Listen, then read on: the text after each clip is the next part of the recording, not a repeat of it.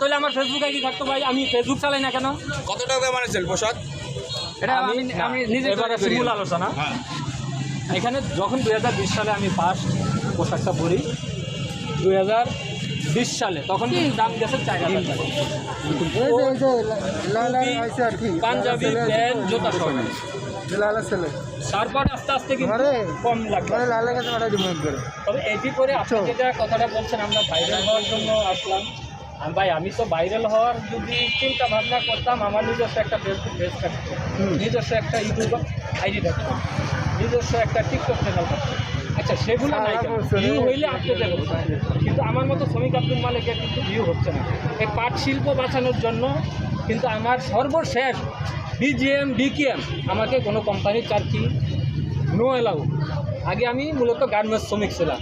Garments শ্রমিক থেকে কিছুদিন আগে বাংলাদেশ প্রতিদিনে আসছে বেকার শ্রমিক। তা আমি হয়ে গেছি কিন্তু বেকার শ্রমিক। কিন্তু এই পাট শিল্প বাঁচানোর জন্য কিন্তু বিভিন্ন কোম্পানি প্রতিষ্ঠান আমাদেরকে চাকরি দেয় না। চাকরি থেকে ডাইরেক্ট ডিউটি করে আসি সন্ধ্যাবেলা, সকালে বলতেছে আপনার চাকরি নাই। তো এইরকম ভাই আমি পাট শিল্পের জন্য ত্যাগ স্বীকার করছি।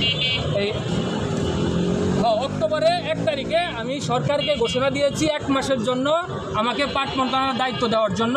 সেটা নিয়ে অনেক আলোচনা হচ্ছে। এমনকি আমি চাই আদম জুট মিল যেন বন্ধ হয়ে গিয়েছে, সে আমার 1 মাসের দায়িত্ব দিলে আদম জুট মিল সহ বন্ধ যে সমস্ত জুট মিলগুলো রয়েছে সবগুলো আমি শ্রমিক আব্দুল মালিক বন্ধ করে দেন। আর আপনি তো বলছেন যে আমি ভাইরাল হওয়ার জন্য আসলাম।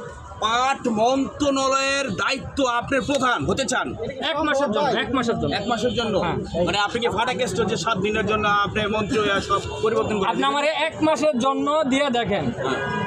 22 বছর হয়েছে প্লাস্টিকের পলিথিন বন্ধ ঘোষণা করছে, এখনো কিন্তু প্লাস্টিকের পলিথিন বন্ধ ঘোষণা। আচ্ছা, ধরেন আপনাকে 1 মাসের জন্য পাট মন্ত্রণালয়ে আপনাকে দায়িত্ব দেওয়া হলো, আপনি 1 মাসের ভিতরে কি কি পরিবর্তন করবেন বলেন? আমি প্রথমত বাজারের যে ব্যাগ, ওই ব্যাগটা কিন্তু আমি বন্ধ করব। তারপরে আদম জুট মিলের মতো যে সমস্ত জুট মিলগুলো বন্ধ হয়ে আছে সকল জুট মিলগুলো আমি চালু করব। পাট আগের মতো বৃদ্ধি করব। কৃষকদেরকে উৎসাহ দিব পাট শিল্পকে আবার নতুন করে জাগ্রত করে কিন্তু আমার সোনালী আঁশ বিশ্বের দরবারে আবার আগের মতো তুলে ধরছে। শত না লক্ষ লক্ষ শ্রমিক প্লাস্টিক কারখানায় কাজ করছে, যারা পলিথিন বা অন্য প্রতিষ্ঠানে চাকরি করছে, তাদের কি হবে? বেকারত্ব তো বেড়ে যাবে। কেন? পাট মিলে যখন শ্রমিকগুলো ছিল তখন কি বেকার হয়েছে? তখন ওই শ্রমিকগুলো কী করে? আমি আরেকটা কথা হুঁশিয়ার করে বলে দিতে চাই, এমএমসি এসএমসি যেই প্রতিষ্ঠান জুট মিল রয়েছে ওই